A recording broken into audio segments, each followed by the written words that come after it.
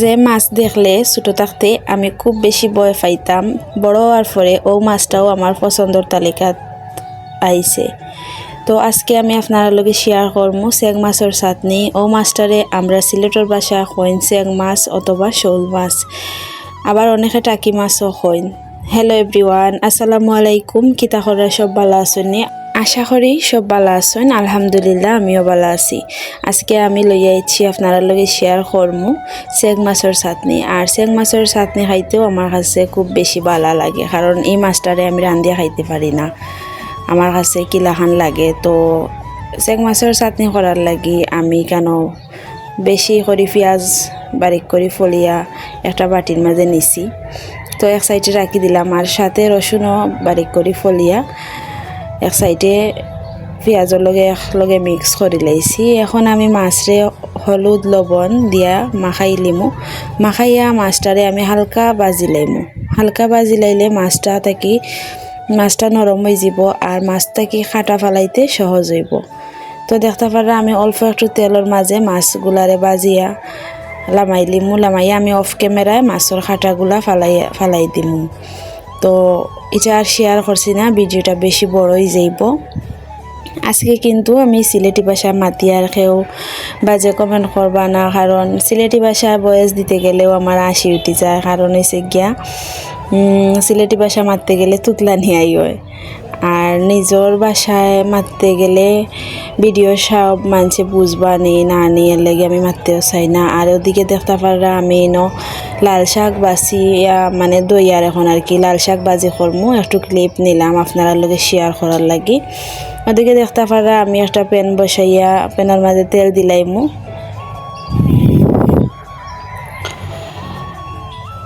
আর of ক্যামেরায় আমি মাছও বাছিয়া সবগুলা খাটা ফালাই দিছি। অবশ্যই খাটা ফালাই দেওয়া লাগবো। আর চেং মাছের সাথে খাইতে খুবই বেশি মজার হয়। আপনারা যারা কোনো সময় বানাইয়া খাইছেন না বা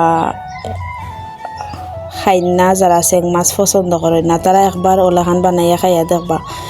গরম ভাত দিয়া ও চাটনিটা খাইতে কিন্তু খুব বেশি মজা লাগে। আপনি এক প্লেট ভাত অনায়াসে খাইতে পারবা ওরকমভাবে চাটনিটা বানাইলে। তো দেখতে পারা আমি পরিমাণ মতো তেল দিয়া পেঁয়াজ কুচি আর রসুন কুচি দিয়া পেঁয়াজটা হালকা ব্রাউন কালার করে বাজি লাইছি। যখন পেঁয়াজ হালকা ব্রাউন কালার হয়ে গেছে তখন আমি দিলাইছি মাছ, আগে থেকে যে খাটা বাছিয়া মাছ রাখছিলাম ও মাছ দিলাইছি। দিয়া এখন আবারও আমি বালা করে নাড়িয়া দিমু। বালা করে নাড়াচাড়া করার পর আমি মশলা অ্যাড করমু। আমি আগে থাকি একটা বাটির মাঝে মশলা হালকা অল্প পানি দিয়া গুলি লাইছি। ইলা যদি রান্ধন তাইলে বাটা মশলার স্বাদ পাওয়া যায়। আমি মরিচের গুঁড়া 1 চা চামচ, হলুদের গুঁড়া 1/2 চা চামচ, জিরা ধনিয়ার গুঁড়া দিছি 1/2 চা চামচ করি। চাইলে গরম মশলাও দিতে পারবা, এতে করে চাটনিটার ফ্লেভার ভালো আইব। তো এখন আমি মশলাগুলা অ্যাড করবো। আর স্বাদ অনুযায়ী লবণও দিলাইমু। আপনারা কাঁচা মরিচ অথবা শুকনা মরিচও অ্যাড করতে পারবা। আমার হাতের কাছে আসি না, লাগে আমি আর দিছি না, দিলে কিন্তু মজা হইব খুব বেশি। তো দেখতে পারা এখন আমি মশলা দিয়া বালা করে নাড়িয়া চুলার আঁচ কমাইয়া রাখিয়া এটারে আরও 5 মিনিট রান্না করবো, যাতে বালা করে এটা বাজা হয়ে যায়। বেশি বাজা হইলে কিন্তু চাটনিটা খাইতেও মজা লাগবো। আবার আর একটা কথা, আপনারা চাইলে না বাজিয়া খাঁচাও কিন্তু মানে মাছ বাজার পরে পেঁয়াজ কাঁচামরিচ ধনিয়া পাতা দিয়া এটারে খাঁচাভাবে মাখাইয়া খাইতে পারবা।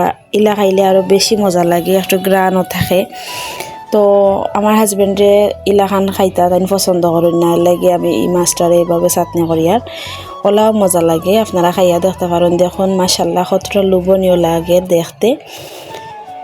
তো অলরেডি আমার চেং মাছের চাটনি রেডি হয়ে গেছে। আমি এখন প্লেটও ভাত নিমু আর খাইয়া আপনারা লগে শেয়ার করবো কতটা টেস্টি হয়েছে। ভিডিওর ও পর্যন্ত আইয়া যারা একটা লাইক দিতা ভুলে গেছেন, প্লিজ একটা লাইক দিয়া সম্পূর্ণ ভিডিওটা কন্টিনিউ করবা।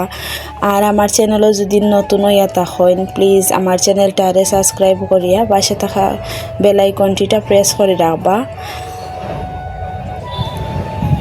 তো আমি নতুন কোনো ভিডিও আপলোড করলে আপনার কাছে সাথে সাথে পৌঁছে যাইব। তো দেখতে পারা আমি মজা করে খাইলি। আর আমি নিছি শাক ভাজি, সাথে এক টুকরা লেবু আর নিছি মাছের চাটনি। খুব বেশি মজা হয়েছিল আজকের খাবারটা। তো ও ছিল আমার আজকের রেসিপি। আপনারা কাছে কিলা লাগছে প্লিজ কমেন্ট করে জানাইবা। সবাই অনেক বেশি ভালো থাকবা, সুস্থ থাকবা। দেখা হইব পরবর্তী কোনো ভিডিওত। আল্লাহ হাফিজ, আসসালামু আলাইকুম।